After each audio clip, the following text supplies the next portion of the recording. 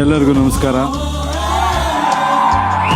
అందరికీ నమస్కారం, వణకం, స్వాగతం. ನಮ್ಮ ಕರ್ನಾಟಕದ ಅಣ್ತಮ್ಮ ಈಗ ದೇಶದಾದ್ಯಂತ ಹೆಸರನ್ನ ಮಾಡಿದ್ದಾರೆ, ಕನ್ನಡದ ಕಂಪನ್ನ ಅರಳಿಸಿದ್ದಾರೆ. ಹೌದು, ಆ ಒಂದು ವಿಡಿಯೋನ ನೋಡಿದೆ ಪ್ರತಿಯೊಬ್ಬ ಕನ್ನಡಿಗನಿಗೂ ಕೂಡ ಹೆಮ್ಮೆ ಆಗತ್ತೆ.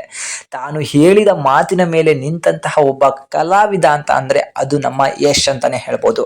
ಯಾಕಂದ್ರೆ ಕರ್ನಾಟಕಕ್ಕೆ ಕನ್ನಡದಲ್ಲಿ ಮಾತ್ರ ಸಿಕ್ಕಾಪಟ್ಟೆ ಮನ್ನಣೆ ಸಿಕ್ತಿತ್ತು, ಬೇರೆ ಕಡೆ ಆದಷ್ಟು ಕಡಿಮೆ, ಆದಷ್ಟು ಅನ್ನೋದಕ್ಕಿಂತ ಸಂಪೂರ್ಣವಾಗಿ ಕಡಿಮೆನೆ ಅನ್ಬೇಕಿತ್ತು. ಆದ್ರೆ ಅದನ್ನ ಸಂಪೂರ್ಣವಾಗಿ ನಾಶ ಮಾಡಿದ್ದಾರೆ ಯಶ್. ಹೌದು, ನಿಮಗೆ ಗೊತ್ತಿರಬಹುದು, ನಿನ್ನೆ ಮುಂಬೈಯಲ್ಲಿ ಒಂದು ಈವೆಂಟ್ ನಡೀತು. ಅದು ಕೂಡ ನಮ್ಮ ಭಾರತದ ಅತ್ಯಂತ ದೊಡ್ಡ ಸಿನಿಮಾ ಅಂತ ಹೇಳಿ ಹೆಸರು ಮಾಡಲಿಕ್ಕೆ ಹೊರಟಿರುವಂತಹ ರಾಮಾಯಣ ಸಿನಿಮಾದ ಒಂದು ಈವೆಂಟ್ ನಡೀತು. ಆ ಈವೆಂಟ್ ಅಲ್ಲಿ ಮುಖ್ಯವಾಗಿ ಕಾಣಿಸಿಕೊಂಡಿದ್ದು ಯಶ್ ಅವರು. ಸೊ ಯಶ್ ಅವ್ರನ್ನ ಸ್ಟೇಜ್ ಮೇಲೆ ಕರೆದು ಮಾತಾಡ್ಲಿಕ್ಕೆ ಹೇಳ್ತಾರೆ. ಅಲ್ಲಿ ಸಂಪೂರ್ಣ ದೇಶದ ಪ್ರತಿಯೊಬ್ಬ ದೊಡ್ಡ ದೊಡ್ಡ ಆಕ್ಟರ್ಸ್ ಎಲ್ಲರೂ ಕೂಡ ಬಂದಿರ್ತಾರೆ. ಯಶ್ ಮೊದಲನೇದಾಗಿ ಸ್ಟಾರ್ಟ್ ಮಾಡೋದು ಎಲ್ರಿಗೂ ನಮಸ್ಕಾರ ಅಂತ ಹೇಳಿ ಕನ್ನಡದಲ್ಲಿ.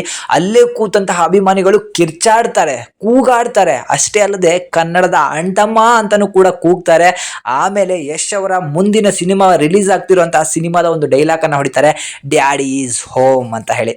ಸೊ ಇದಕ್ಕೆ ಸಂಪೂರ್ಣವಾಗಿ ಬೆಂಬಲ ಇದೆ ಅನ್ನೋದು ಆಯ್ತು. ಯಶ್ಗೆ ಬೇರೆಯದೇ ಕ್ರೇಜ್ ಇದೆ ನಾರ್ತ್ ಇಂಡಿಯಾದಲ್ಲಿ ಅನ್ನೋದು ಆಯ್ತು. ಕರ್ನಾಟಕದಲ್ಲಿ ಅವ್ರ ಕಾಲ್ ಇವ್ರು ಎಳೆಯೋದು, ಇವ್ರ ಕಾಲ್ ಅವ್ರು ಎಳೆಯೋದು ನೋಡ್ತಾನೆ ಇದೀವಿ.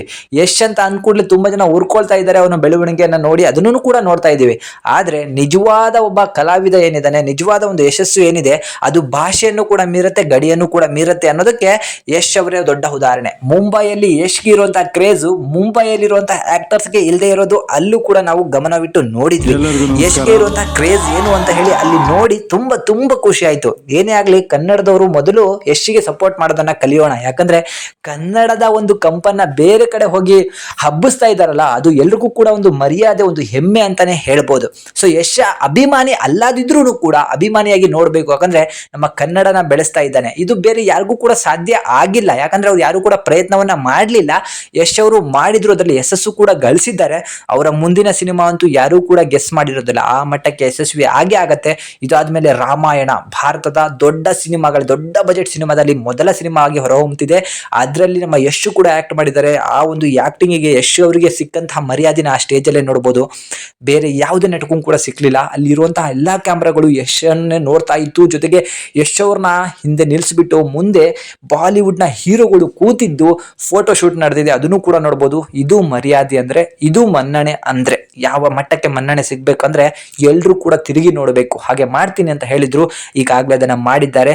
ಮುಂದಿನ ಎಲ್ಲ ಒಂದು ಕೆಲಸಗಳಿಗೂ ಕೂಡ ಯಶ್ ಅವರಿಗೆ ನಾವು ಆಲ್ ದ ಬೆಸ್ಟ್ ಅಂತ ಹೇಳೋಣ. ನಿಮಗೆ ಯಶ್ ಅವರ ಬಗ್ಗೆ ತುಂಬಾ ಇಷ್ಟ ಆಗುವಂತಹ ಒಂದು ಅಂಶ ಏನಾದರೂ ಇದೆ, ಅದನ್ನ ದಯವಿಟ್ಟು ಈ ವಿಡಿಯೋ ಕೆಳಗಡೆ ಇರುವಂತಹ ಕಮೆಂಟ್ ಅಲ್ಲಿ ತಿಳಿಸಿ. ಹಾಗೂ ಯಶ್ನ ಮುಂದಿನ ಸಿನಿಮಾಗೆ ಆಲ್ ದ ಬೆಸ್ಟ್ ಅಂತ ಹೇಳ್ತಾ ಈ ವಿಡಿಯೋನ ಮುಗಿಸ್ತಾ ಇದ್ದೀನಿ. Thank you.